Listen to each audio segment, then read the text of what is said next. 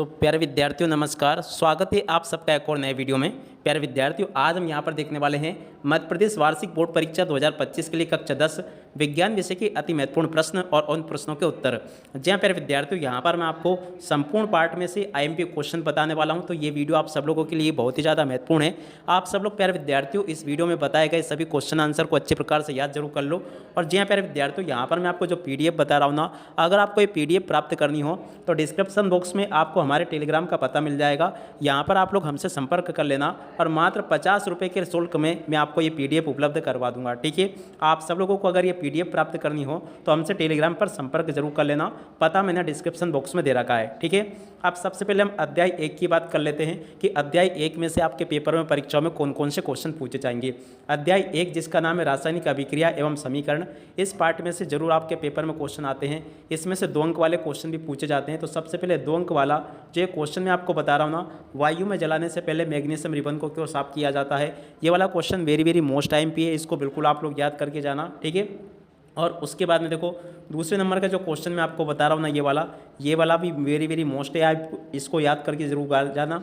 और उसके बाद में देखो अगला क्वेश्चन ये लिखा है संतुलित रासायनिक समीकरण क्या है, ये 3 नंबर में पूछा जाता है वैसे, तो आप सब लोग इसको भी याद करके जाना। सभी के सभी ऐसे क्वेश्चन आंसर बता रहा हूँ जो कि वेरी मोस्ट आईएमपी है। ठीक है, और अब अगला क्वेश्चन ये लिखा है अभिकारक किसे कहते हैं, और उसके बाद में देखो अगला क्वेश्चन उत्पाद किसे कहते हैं। देखो ये तो हो गया आपके 2 अंक वाले क्वेश्चन। अब इसके बाद में हम देखते हैं 3 अंक वाले क्वेश्चन। तो देखिएगा प्यारे विद्यार्थियों, लगातार मैं आप सब लोगों की तैयारी करवा रहा हूँ और जो मैं आपको बता रहा हूँ वो आपके पेपर में आ भी रहा है। आप सब लोगों ने अभी तक 5 विषय के पेपर दे लिए, जो मैंने बताया सब कुछ आपके पेपर में फंसा है। और अब अगला क्वेश्चन इसको याद करके जाना, लोहे की वस्तु को हम पेंट क्यों करते हैं, इस क्वेश्चन के आंसर को भी आप लोग याद करके जाना। और प्यारे विद्यार्थियों, अगर जो PDF आपको मैं बता रहा हूँ ये अगर आपको प्राप्त करनी है तो आप लोग टेलीग्राम पर हमसे संपर्क कर लेना, मात्र 50 रुपये के शुल्क पर मैं आपको ये उपलब्ध करवा दूंगा। ठीक है, और इसके बाद में देखो अगला क्वेश्चन ऊष्माक्षेपी अभिक्रिया और ऊष्माशोषकी अभिक्रियाओं में आपको अंतर बताना है। ठीक है ना, इस क्वेश्चन के आंसर को याद करके जाना। और एक ये वाला क्वेश्चन प्यारे विद्यार्थियों, ये वाला क्वेश्चन भी वेरी मोस्ट आईएमपी है, वियोजन अभिक्रिया को संयोजन अभिक्रिया के विपरीत क्यों कहा जाता है, इस क्वेश्चन के आंसर को आप लोग अच्छे से याद करके जाना। और उसके बाद में देखो विस्थापन अभिक्रिया और दो विस्थापन अभिक्रिया, इसको भी आप लोग याद करके जाइएगा, ये आपके पेपर में जरूर आएगा। और उसके अलावा देखो एक रेडॉक्स अभिक्रिया, इसको भी आप लोग याद करके जरूर जाना।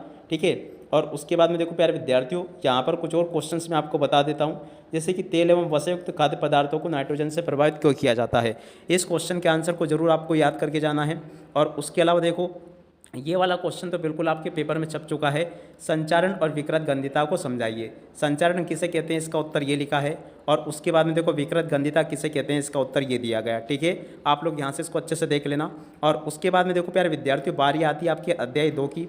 अध्याय 2 में से कौन कौन से क्वेश्चन पूछे जाएंगे, चलो मैं आपको बताता हूं। तो देखिएगा प्यारे विद्यार्थियों, सबसे पहले तो अध्याय 2 का नाम जिसका नाम है आम्ल क्षारक और लवण, इस पार्ट में से सबसे पहले 4 अंक वाले क्वेश्चन आप लोग याद कर लीजिएगा, क्योंकि इस पार्ट में से आपके 4 अंक वाले क्वेश्चन आने वाले हैं। पहला क्वेश्चन ये लिखा है पीतल एवं तांबे के बर्तनों में दही एवं खट्टे पदार्थ क्यों नहीं रखने चाहिए। 100% आपके पेपर में आने वाला क्वेश्चन है, तो इसलिए आप सब लोग यहाँ से इस क्वेश्चन के आंसर को याद करके जाना। दूसरा क्वेश्चन ये जो कि वेरी मोस्ट आईएमपी है, इसको भी आप लोग याद करके जाना, ये बिल्कुल आपके पेपर में परीक्षाओं में जरूर पूछा जाएगा, तो इस क्वेश्चन के आंसर को भी आपको याद करके जाना अच्छे से। ठीक है, और अब अगला क्वेश्चन ये लिखा है उदासीनीकरण अभिक्रिया क्या है। ठीक है, और उसके अलावा देखो वेरी मोस्ट आईएमपी क्वेश्चन है ये, धोने का सोडा और बेकिंग सोडा का उपयोग, इसको बिल्कुल याद कर लेना आप लोग। और अगर आप लोग ये PDF पाना चाहते हो ना, तो डिस्क्रिप्शन बॉक्स में मैंने टेलीग्राम का पता दे रखा है, यहाँ पर आप लोग हमसे संपर्क कर लेना। 50 रुपये के शुल्क पर मैं आपको ये PDF उपलब्ध करवा दूंगा। ठीक है, और अब आगे बढ़ते हैं, अगले क्वेश्चन को देखते हैं। देखो ये वाले जो क्वेश्चन मैं आपको बता रहा हूँ ना, आम्ल और क्षार में अंतर, ये वेरी मोस्ट आईएमपी, लिख कर ले लो, बिल्कुल आपके पेपर में छप चुका है। ठीक है ना, आप सब लोग चाहे तो यहाँ से याद कर लो या फिर PDF प्राप्त कर लो, इन क्वेश्चन आंसर को बिल्कुल रट डालो, क्योंकि देखो आप सब लोगों को पता है कि मैं अपने अनुभव के आधार पर जो भी क्वेश्चन आंसर आपको बताता हूँ ना, 100% आपके पेपर में छपते हैं। ठीक है, अब इसके बाद में हम बात करते हैं अध्याय 3 की, जिसका नाम है धातु एवं अधातुएं। धातु एवं अधातु वाले पार्ट में से कौन कौन से क्वेश्चन आएंगे, चलो मैं आपको बता देता हूँ। तो देखिएगा सबसे पहले तो आप लोग इस क्वेश्चन के आंसर को याद करके जाना, आघात वर्धिता और तन्यता का अर्थ आपको बताना है। ठीक है, और उसके बाद में देखो प्यारे बच्चों, ये जो क्वेश्चन है ना, सोडियम को केरोसिन में डुबोकर क्यों रखा जाता है, 100% आने वाला क्वेश्चन है, बिल्कुल आपके पेपर में आएगा। और एकदम मेरी जो PDF होती है ना, उनकी विशेषता ये होती है कि एक तो मैं बिल्कुल खुद बनाता हूँ, खुद एकदम सरल भाषा में तैयार करता हूँ, और आपकी जो किताबें हैं ठीक है ना। उन्हीं में से पढ़ पढ़ कर बिल्कुल एकदम सरल भाषा में क्वेश्चन आंसर तैयार करता हूँ, जिससे कि आपको एक ही बार में याद हो जाए। और क्वेश्चन के आंसर भी इस तरह से तैयार किए जाते हैं कि ताकि अगर आप इसको परीक्षाओं में लिख कर आए तो इसके कोई भी नंबर ना काटे जाए। जी हाँ प्यारे विद्यार्थियों, आप सब लोग इनको आंसर तो लिख सकते हो। और देखो यहाँ से आप लोग इसको भी याद करके जाना, खनिज अयस्क गैंग 100% आपके पेपर में आने वाला क्वेश्चन है। पिछले साल भी ये पूछा गया है, आप सब लोगों को पता है। जो जो क्वेश्चन आंसर मैं बताता हूँ ना, बिल्कुल आपके पेपर में जरूर आता है, ठीक है ना। और इसके अलावा देखो प्यारे विद्यार्थियों, यहाँ से आप लोग इस क्वेश्चन के आंसर को भी याद करके जाना, रासायनिक गुण धर्म के आधार पर धातु एवं अधातुओं में अंतर। जी हाँ प्यारे विद्यार्थी, पेपर में परीक्षा में आपसे जरूर पूछा जाएगा। टोटली सभी के सभी पार्ट के वेरी वेरी मोस्ट टाइम पे क्वेश्चन बता रहा हूँ आज मैं आपको, एक भी आपका चैप्टर नहीं छूटेगा, सभी पार्टों के वेरी वेरी मोस्ट टाइम पे क्वेश्चन बता दूंगा। तो देखो रासायनिक गुण धर्म के आधार पर आप लोग क्वेश्चन आंसर यहाँ से याद कर लेना, धातु और अधातु में अंतर, ठीक है ना। यहाँ पर आपको बता दिए मैंने आपको, और आप लोग इस प्रकार से याद कर लेना। और एक इसके अलावा वेरी वेरी मोस्ट टाइम पे क्वेश्चन ये रहा प्यारे बच्चों, आप सब लोग इसको भी याद करके जाना, गर्म जल का टैंक बनाने में तांबे का उपयोग होता है परंतु लोहे की मिश्रातु का नहीं, क्यों। 100% आपके पेपर में परीक्षा में पूछा जाएगा, तो इस क्वेश्चन के आंसर को आप लोग याद करके जाइएगा। और उसके अलावा देखो अब अगला क्वेश्चन ये, भौतिक गुण धर्म के आधार पर धातु एवं अधातुओं में अंतर। 100% आपके पेपर में आने वाला क्वेश्चन है, तो इसको भी आप लोग याद कर लो, क्योंकि देखो विज्ञान विषय में आपको काफ़ी समय मिल गया, तो आप लोगों को अच्छे से तैयारी इसकी कर लेनी चाहिए, ठीक है। सभी के सभी क्वेश्चन आंसर मैंने आपको बता दिए, आप सब लोग इनको अच्छे से याद करके जरूर जाना। अब इसके बाद में देखो प्यारे विद्यार्थियों, बात करते हैं आपके अध्याय 4 की। तो देखो अध्याय 4 जिसका नाम है कार्बन और उसके यौगिक। तो देखो इस पार्ट में से कौन कौन से क्वेश्चन पूछे जाते हैं, चलो मैं आपको बताता हूँ। तो देखिएगा प्यारे विद्यार्थियों, यहाँ से आप लोग एक तो इस वाले क्वेश्चन के आंसर को याद करके जाना, 100% आपके पेपर में आने वाला क्वेश्चन है ये। और उसके बाद में देखो अगला क्वेश्चन ये लिखा है, समझाती श्रेणी क्या है, उदाहरण देकर समझाइए। ये भी आपके पेपर में परीक्षाओं में जरूर पूछा जाएगा। और उसके बाद में देखो अगला क्वेश्चन ये लिखा है, यहाँ से आप लोग इस क्वेश्चन के आंसर को याद करके जाना, हाइड्रोजनीकरण क्या है। 100% आपके पेपर में छप चुका हुआ क्वेश्चन बता रहा हूँ मैं आपको, एक भी क्वेश्चन यहाँ से आपका मिस नहीं होगा। और अब अगला क्वेश्चन ये लिखा है, आक्सीकारक क्या है, ये भी आपके पेपर में परीक्षा में पूछा जाएगा। और एक इसके अलावा ये वाला क्वेश्चन, एल्कोहल के प्रमुख उपयोग, 100% आपके पेपर में परीक्षा में क्वेश्चन पूछा जाएगा। तो इसलिए प्यारे विद्यार्थियों, आप सब लोग इस क्वेश्चन के आंसर को अच्छे से याद करके जरूर जाना। सभी के सभी क्वेश्चन के आंसर मैंने आपको यहाँ पर आपको बता दिए, ठीक है ना। तो आप सब लोग इनको याद जरूर कर लेना। अब इसके बाद में देखो प्यारे विद्यार्थियों, ये जो पार्ट है ना आपका, ये हट चुका है, आपको ये बिल्कुल भी याद नहीं करना है, ठीक है ना। अध्याय 5 जो मैं यहाँ पर आपको बता रहा हूँ, तत्वों का आवर्त वर्गीकरण, ये पहला था अब नहीं है, तो इसलिए इस वाले पार्ट को आपको बिल्कुल स्किप कर देना है, ठीक है ना। इसको बिल्कुल भी आप लोग याद नहीं करोगे, आप सीधा सीधा आपको आ जाना है अध्याय 6 पर, जिसका नाम अब 5 हो गया है, ठीक है ना। कौन सा पार्ट है, ये अध्याय 5 है, जिसका नाम क्या है, जैव उपक्रम, ठीक है ना। अब जैव उपक्रम में से आपको कौन कौन से पार्ट याद करने हैं, चलो मैं आपको बताता हूँ। तो देखिएगा इसमें से कौन कौन से क्वेश्चन आंसर याद करने हैं, चलो मैं आपको बताता हूँ। देखो सबसे पहले तो ये वाला क्वेश्चन याद कर लेना, जैव उपक्रम किसे कहते हैं। 100% आपके पेपर में आएगा 2 नंबर में ये वाला क्वेश्चन। और उसके बाद में देखो अगला क्वेश्चन ये लिखा है, इस वाले क्वेश्चन के आंसर को भी आप लोग याद करके जाना, इसको बिल्कुल आप लोग याद कर लेना। और अब अगला क्वेश्चन ये लिखा है, कोई वस्तु सजीव है या निर्जीव, इसका निर्धारण करने के लिए हमें किन मापदंडों का उपयोग करना होगा। तो इस क्वेश्चन के आंसर को भी आप लोग याद कर लीजिएगा। और अब अगला क्वेश्चन ये लिखा है, देख सकते हो यहाँ पर, किसी जीव द्वारा किसी कच्ची सामग्री का उपयोग क्यों किया जाता है। तो देखो इस क्वेश्चन के आंसर को भी याद करके जाना। और अनुरक्षण के प्रमुख क्रम कौन कौन से, तो देखो आपको पोषण, उत्सर्जन, श्वसन और परिवहन आदि को आपको समझाना है, ठीक है ना। और उसके अलावा देखो प्यारे विद्यार्थियों, अगला क्वेश्चन यहाँ से देख लीजिएगा, स्वपोषी पोषण और विषम पोषी पोषण में आपको अंतर बताना। 100% आपके पेपर में परीक्षा में ये आने वाला क्वेश्चन है, इसको याद करके जाना। और उसके अलावा देखो अगला क्वेश्चन ये लिखा है, प्रकाश संश्लेषण के लिए आवश्यक कच्ची सामग्री पौधा कहाँ से प्राप्त करता है। देखिएगा प्यारे विद्यार्थियों, वीडियो की लंबाई थोड़ी सी ज़्यादा जरूर बड़ी हो सकती है, क्योंकि मैं देखो आपको एक ऐसा वीडियो उपलब्ध करवा रहा हूँ कि अगर आपने इस वीडियो को देख लिया ना, तो कोई दूसरा वीडियो देखने की आपको आवश्यकता नहीं पड़ेगी, ठीक है ना। और अब अगला क्वेश्चन यहाँ से याद करके जाना, हमारे अमाशय में अम्ल की क्या भूमिका है। 100% आपके पेपर में पूछा जाएगा। अगला क्वेश्चन, पाचक एंजाइमों के क्या काम है, इस क्वेश्चन के आंसर को भी आप लोग याद करके जाना। और उसके अलावा मनुष्य में ऑक्सीजन तथा कार्बन डाइऑक्साइड के परिवहन कैसे होता है, इस क्वेश्चन के आंसर को भी आप लोग याद करके जाना। और अब अगला क्वेश्चन, मानव तंत्र में, मानव शरीर के वहन तंत्र में, ये वहन नहीं, इस तरह से वहन लिखना है आपको, वहन, ठीक है ना। वहन तंत्र के घटक कौन कौन से हैं, इन घटकों के कार्य लिखिए। तो देखिएगा मानव शरीर में वहन तंत्र के घटक कौन कौन से हैं, यहाँ से आपको इनके याद करके जाना है, ठीक है ना। हृदय है, रुधिर वाहिकाएँ हैं, इस प्रकार से आपको इनको याद कर लेना है, ठीक है। और उसके बाद में देखो कुछ और क्वेश्चंस बता देता हूँ मैं आपको, जो कि वेरी वेरी मोस्ट टाइम पे है। यहाँ से आप लोग इस क्वेश्चन के आंसर को याद करके जाना, पादप में भोजन का हस्तांतरण कैसे होता है? 100% आने वाला क्वेश्चन है। और भोजन में पाचक लार की क्या भूमिका है? 100% पूछा जाएगा। और प्यारे विद्यार्थियों, अगर आप लोग इस PDF को प्राप्त करना चाहते हो ना, तो मात्र 50 रुपये का शुल्क देकर आप लोग इस PDF को अपना बना सकते हो। डिस्क्रिप्शन बॉक्स में मैंने लिंक दे रखी है, यहाँ पर आप लोग हमसे संपर्क कर लेना। मैं आपको 50 रुपये के शुल्क पर आपको ये PDF उपलब्ध करवा दूंगा। ठीक है। अगला क्वेश्चन, जाइलम और फ्लोएम में अंतर। तो देखिएगा प्यारे विद्यार्थियों, जाइलम और फ्लोएम में अंतर यहाँ से आप लोग देख लीजिएगा। और इसके अलावा देखो 100% इस पार्ट में से आएगा ये वाला क्वेश्चन, धमनी और सिराओं में अंतर। 100% बिल्कुल हर साल आपसे पेपर में परीक्षा में पूछा जाता है। धमनी सिरा में अंतर बिल्कुल याद करके जाना। और देखो बिल्कुल एकदम सरल तरीके से बताया है। धमनियों में शुद्ध रक्त बहता, सिराओं में अशुद्ध रक्त बहता है। धमनियों के रक्त में ऑक्सीजन घुली होती है, सिराओं के रक्त में CO2 घुली होती है। धमनियों का रंग लाल होता है, सिराओं का रंग नीला होता है। धमनियों में कपाट नहीं पाए जाते, सिराओं में कपाट पाए जाते हैं। धमनियों की भित्ति लचीली और मोटी होती है, सिराओं की भित्ति लचीली होती है। ठीक है ना। इस प्रकार से आप लोग याद कर लेना, एक ही बार में याद हो जाएगा आपको। ठीक है ना। और अब अगला क्वेश्चन देखते हैं। देखिएगा प्यारे विद्यार्थियों, यहाँ तक के सभी क्वेश्चन के आंसर मैंने आपको बता दिए। अब चलो हम अगले पार्ट को देखते हैं। तो देखिएगा प्यारे विद्यार्थियों, अब आपके अगले अध्याय की बारी आती है। तो देखो यहाँ से अगले अध्याय को देख लीजिएगा, जिसका नाम क्या है? नियंत्रण एवं समन्वय। जी हाँ प्यारे विद्यार्थियों, नियंत्रण और समन्वय में से कौन कौन से चैप्टर आपके प्रश्न पूछे जाएंगे, चलो मैं आपको बताता हूँ। देखिएगा सबसे पहला क्वेश्चन, तो यहाँ से आप लोग इसको याद कर लेना। क्या लिखा है? प्रतिवर्ती क्रिया और टेलने के बीच में क्या अंतर है? 100% आपके पेपर में परीक्षा में क्वेश्चन पूछा जाएगा। तो इस क्वेश्चन के आंसर को आप लोग याद करके जाना। ठीक है। और अब अगला क्वेश्चन ये लिखा है, देखिएगा प्यारे विद्यार्थियों, दो तंत्रिका कोशिका और न्यूरॉन के मध्य अंतर ग्रंथन सिनेप्स में क्या होता है? तो देखो इस क्वेश्चन के आंसर को भी आप लोग याद करके जाना। 100% आपके पेपर में आने वाले क्वेश्चन बता रहा हूँ मैं आपको। और उसके बाद में देखो अगला प्रश्न ये लिखा है, और हम अगरबत्ती की गंध का पता कैसे लगा लेते हैं? देखो ये क्वेश्चन भी बिल्कुल आपके पेपर में परीक्षा में पूछा जाएगा। और उसके बाद में देखो अगला क्वेश्चन ये लिखा है, देख सकते हो, प्रतिवर्ती क्रिया में मस्तिष्क की क्या भूमिका है? 100% प्यारे विद्यार्थियों, ये क्वेश्चन आपके पेपर में पूछा जाएगा। और प्यारे विद्यार्थियों, जिस PDF में से मैं आपको IMP क्वेश्चन बता रहा हूँ ना, अगर आपको PDF प्राप्त करनी हो तो मात्र 50 रुपये के शुल्क पर ये PDF आप लोग हमसे प्राप्त कर सकते हो। डिस्क्रिप्शन बॉक्स में हमने टेलीग्राम का पता दे रखा है, यहाँ पर आप लोग हमसे संपर्क कर लेना। मात्र 50 रुपये के शुल्क पर मैं आपको पूरी की पूरी PDF उपलब्ध करवा दूंगा।